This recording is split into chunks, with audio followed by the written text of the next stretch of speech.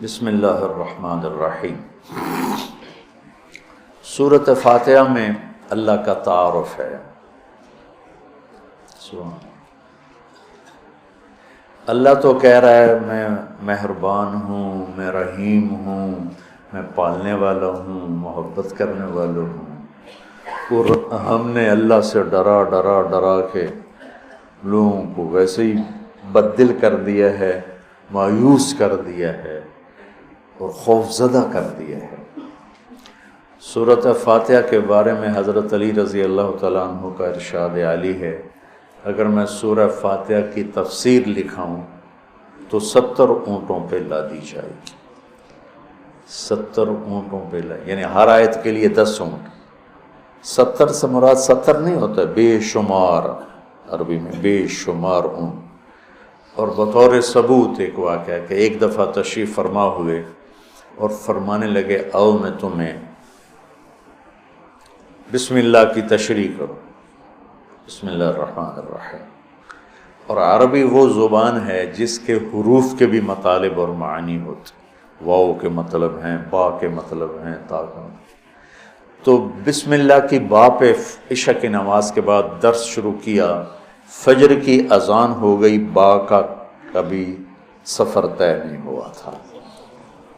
تو میں کیا کروں گا، یا میں کیا کر سکتا ہوں، ادنا سا طالب العلم۔ لیکن اس میں ایک چیز تو میرے اللہ کا تعارف ہے۔ اللہ ہمیں مہربان کر کے رب، اللہ یہ بھی تو کہہ سکتا تھا الحمدللہ جبار السماوات والارض، الحمدللہ قہار السماوات والارض۔ سب تعریفیں اللہ کی جو سارے جہان پر جبار ہے، قہار ہے، غالب ہے، بادشاہ ہے، رب۔ اسماء حسنہ جو آئے ہوئے نا 99، 33 نام اس رب کے، اس لیے رب کا نام اسماء حسنہ میں نہیں ہے، رب آپ دیکھیں نہیں، لیکن المنتقم کو چھوڑ کر، المنتقم کو چھوڑ کر باقی ہر میرے رب کی صفت میں رب کا مطلب پایا جا رہا، اس لیے اس کو اللہ نے اس میں، میرے نبی نے اس میں ذکر ہی نہیں کیا ہے کہ اتنا ہیوی ویٹ لفظ ہے، جس کو اللہ تعالیٰ نے اپنے تعارف کے لیے پسند کیا کہ مجھ سے ڈرو نہیں، میں تو تم سے پیار کرتا ہوں۔ وہ پیار جو ماں اپنے بچے سے کرتی ہے وہ تو بہت تھوڑا ہے، میرے پیار کی کوئی انتہا ہی کوئی نہیں ہے۔ ماں کا پیار تو مختصر سا ہوتا ہے، اور میرا تم سے پیار لامحدود ہے۔ پہلا تعارف یہ ہے کہ وہ بہت مہربان، پالنے والے کے ساتھ ہے کہ حاکم ہے، بادشاہ ہے، رب بادشاہ کو کہتے۔ انہو ربی احسن مثوائی، یوسف علیہ السلام، انہوں نے عزیز مصر کو کہا انہو ربی، وہ میرا بادشاہ ہے، اور اس نے مجھے یہاں بہت اچھا رکھا ہے، میں خیانت نہیں کر سکتا۔ بادشاہ، مہربان، رحیم، پالنے والا۔ اور قرآن کو ختم کیا کل اعوذ برب الناس، رب سے شروع کر کے رب پہ جا کے ختم کیا۔ آخر میں پھر یقین دلایا کہ میں تم سے بہت پیار کرتا ہوں، جو کچھ کہوں گا تمہاری محبت میں کہوں گا۔ اب گھروں میں نہیں دیکھتے، ماں کہتی بیٹا ناشتہ کرو، چھوٹے بچے میں نے نہیں کرنا، وہ بٹھا کے اس کے منہ میں زبردستی ڈال رہی ہوتی، وہ کہتے ہیں کیا مصیبت ہے میرے لیے، وہ اس کو کھلا رہی۔ تو میرا رب جب ماؤں سے زیادہ پیار کرنے والا ہے تو وہ کہہ رہا میں اس میں جو کچھ کہوں گا نا وہ تمہاری محبت اور شفقت میں کہوں گا، اور جس چیز سے روکوں گا نا تمہاری محبت اور شفقت میں روکوں گا۔ جیسے بچے رو رو کے ہلکان ہو جاتے ہیں، مشورہ کیا، کوئی میری ضد تھی، میری وہ پوری نہیں ہو رہی تھی، میں رو رو رو رو میری 5-6 سالوں میں برا حال ہو گیا، کوئی بھی نہیں میری سن۔ اخیر میں کیا، دیکھو تم نے مجھے کیا بات جلے، میں کہ ہن میں رو رو کے تھک گیا، ہن تو میری گل منو۔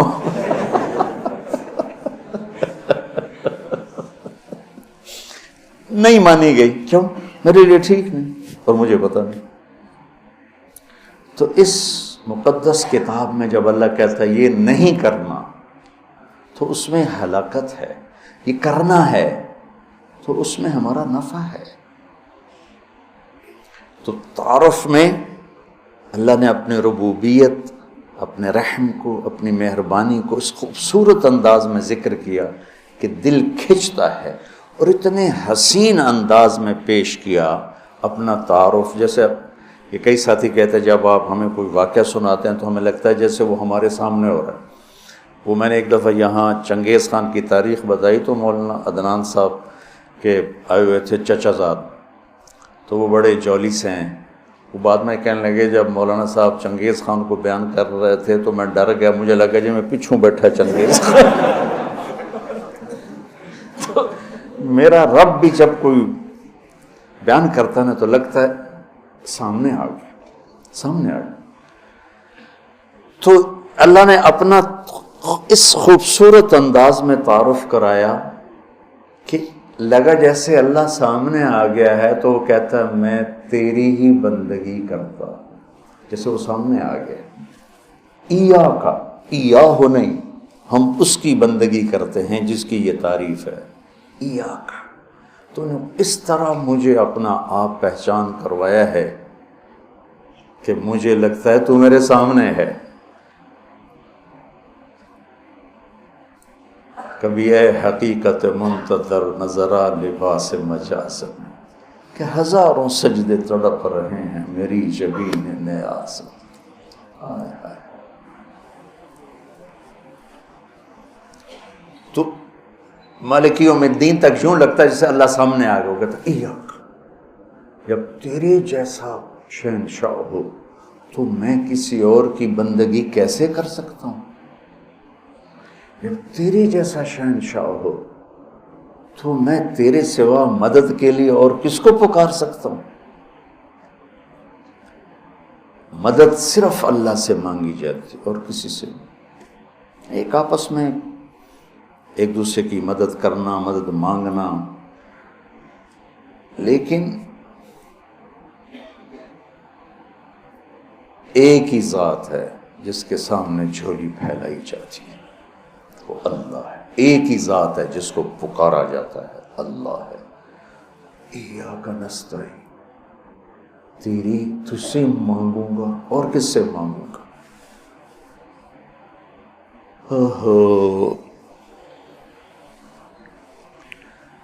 اور اللہ نے سب سے کہا ہے سب کی سنوں گا۔ ہمارے جی حالت ہے نا، وہ جی ساڈی سندا نہیں توڑی موڑدا نہیں۔ ارے بھائی بے نیاز ہے اور مہربان ہے، جس کی چاہے موڑ دے، اس میں کیا؟ تم مانگنے والے بنو، وہ دینے والا ہے، لیکن پکارو اسی کو۔ وَإِذَا سَأَلْتَ فَاسْأَلِ اللَّهَ وَإِذَا اسْتَعَنْتَ فَاسْتَعِنْ بِاللَّهِ۔ جب مانگنا ہو اللہ سے مانگ، اور جب مدد کے لیے پکارنا ہو تو صرف اللہ کو پکار، اللہ کے سوا کوئی مدد کرنے کے قابل نہیں۔ ایاک نعبد و ایاک نستعین۔ مجھے یاد آ گیا، پڑھا تھا کہیں کہ ساری آسمانی کتابوں کا خلاصہ ہے قرآن، اور قرآن کا خلاصہ ہے سورۃ بقرہ، اور سورہ بقرہ کا خلاصہ ہے سورہ فاتحہ، اور سورہ فاتحہ کا خلاصہ ہے ایاک نعبد و ایاک نستعین، ایاک نعبد و ایاک نستعین۔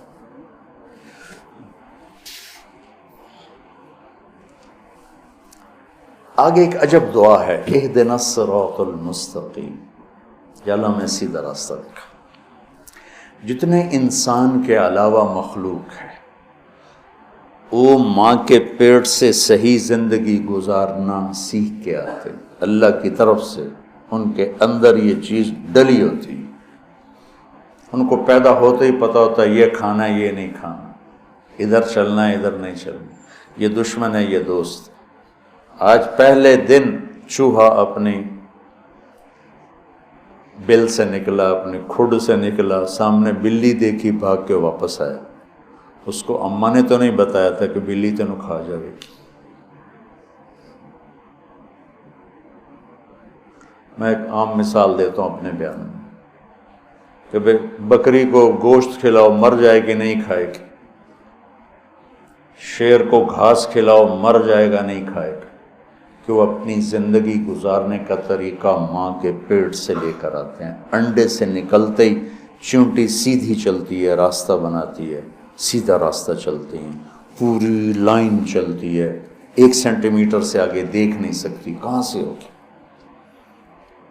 اللہ کا نظام، اللہ کا علم کہ ہر مخلوق پیدائشی طور پر جانتی ہے یہ کھانا یہ نہیں کھانا، اور انسان جانتا نہیں ہے، نہ دنیا میں صحیح چلنا جانتا ہے نہ آخرت کو تو ویسے نہیں پہچانتا۔ تو اللہ نے یہ دعا فرض قرار دے دی، ہر رکعت میں یہ دعا فرض قرار دے دی، مانگو کیا؟ اللہ میں سیدھا راستہ دیکھا۔ سیدھے راستے سے ہم عام طور پر سمجھتے ہیں کہ آخرت کا سیدھا راستہ ہو، ہر پل میں مجھے صحیح کیا کرنا ہے وہ دکھا۔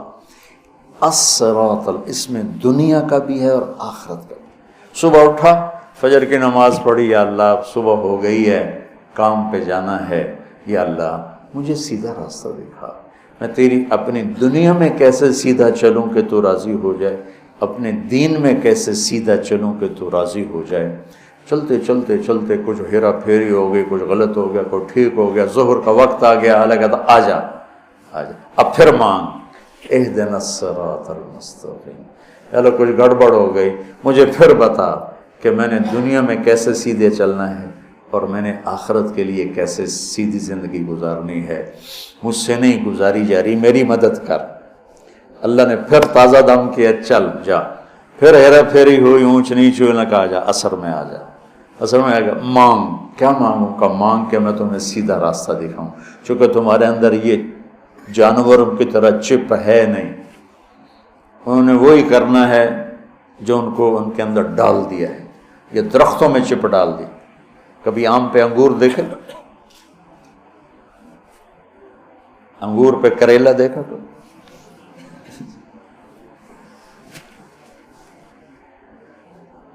کبھی شیشم پہ پھل دیکھا؟ اندر میں ڈال دیا گیا ہے، تجھے پھل دینا ہے، کون سا دینا ہے، کس موسم میں دینا ہے، کس رنگ میں دینا ہے، کس ذائقے میں دینا ہے، کس خوشبو میں دینا ہے، کس تاثیر میں دینا ہے۔ تو ہمیں اس میں اللہ تعالیٰ نے دونوں تاریں ڈال دی ہیں، اچھائی برائی، تو لگا آؤ پھر مانگو، عصر میں پھر مانگو، پھر جائے کو اونچ نیچ ہو جانے کا، آجا مغرب میں پھر مانگ، وہ کتنا مہربان ہے، آجا مانگ یا اللہ، پھر گڑبڑ ہو گئی، پھر دکھا راستہ، پھر کہا چلو عشاء ہوگی آجا۔ اب حالانکہ اب تو نے سو جانا ہے، لیکن سو رات میں کتنی برائیاں ہوتی ہیں، سب سے زیادہ برائیاں تو رات کو ہوتی ہیں، تو آجا پھر مانگ کہ میں تیری رات صحیح گزروا دوں، تیرا ہر پل صحیح گزروا دوں، اور پھر آخرت کا راستہ بھی تجھے صحیح دکھا دوں۔ یہ اہدنا الصراط المستقیم، ہر پل میں سیدھے راستے کو مانگنا ہے، ہر پل میں سیدھے راستے کو مانگنا ہے۔ اور صراط چوڑے راستے کو کہتے، مستقیم سیدھے راستے کو کہتے۔ یہ ہمارا موٹر وے بن گیا ہے ہمارے گھر تک، تو اب ہم نے وہ پینسرے جاؤ، گوجرے جاؤ، ٹوبے جاؤ، رجانے جاؤ، پیر محل جاؤ، سندیلیاں لے جاؤ، عبدالحکیم جاؤ، دھکے کھاندے کھاندے گھر جاؤ۔ وہ چھوڑ کے ہم 1.5 گھنٹے میں یہاں سے، پہلے 3.5 گھنٹے لگتے تھے، ہم 1.25 گھنٹے 1.5 گھنٹے میں گھر پہنچ جاتے ہیں۔ یہ صراط اور غیر صراط کا فرق ہے کہ آدمی جب راستے کا چناؤ کرتا ہے تو کہتا ہے میں راستہ سیدھا، راستہ کھلا بھی ہو چوڑا بھی ہو، کھلا بھی ہو چوڑا بھی ہو، تو اللہ کہتا ہے میں قربان جاؤں، اور اللہ ہمیں کیا کہا، او میرا بندہ اے مانگ، میں تینوں موٹر وے تے چڑھاؤں،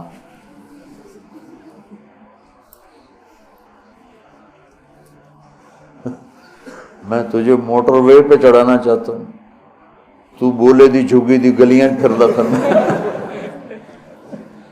نام ہوگا نا بولے دی جھگی، تو اس کی سڑکیں بھی ایسے ہی ہوں گی۔ اور صراط تلوار کو بھی کہتے ہیں، تلوار کا جو ایک ہوتا ہے نا، ایک طرف اس کو بھی صراط کہتے ہیں، کہ وہ صاف شفاف ہوتا ہے، کوئی کھڈا بڈا نہیں ہوتا. تو اللہ تعالیٰ ہم سے کہہ رہا ہے ایسا راستہ مانگ جو صاف شفاف، اور جیسے صراط تلوار جیسے چیز کو کاٹتی ہے تیزی کے ساتھ، ایسے ہی اللہ تعالیٰ کہہ رہا ہے کہ وہ راستہ مانگ جو میں تیزی کے ساتھ تو اپنے گھر پہنچ جائے، جیسے ہم تیزی کے ساتھ اب گھر پہنچ جاتے، اور مستقیم، ٹیڑھا میڑا نہ ہو، سیدھا ہو، سرسبز ہو، سرسبز ہو، دیکھنے کو میں اچھا لگے. تو انعمت علیہم صراط الذین انعمت علیہم. ناعمہ اس بوٹی کو کہتے ہیں جس پر کبھی خزاں نہ آئے، وہ پودا جس پر ہمیشہ ہریالی رہے وہ ناعمہ ہے. وجوہ یومئذ، کبھی ان پہ کوئی خزاں نہیں آئے گی. تو اللہ کہہ رہا ہے صرف روڈ نہ مانگ، سرسبز بھی مانگ، کہیں چائے پیو، کتے کافی پیو، کتے بہ کے گپا مارو. وہ کوئٹے والا راستہ نہ مانگ، کالے پہاڑ سارے راہ ویک ویک کے بندہ برباد ہو جائے.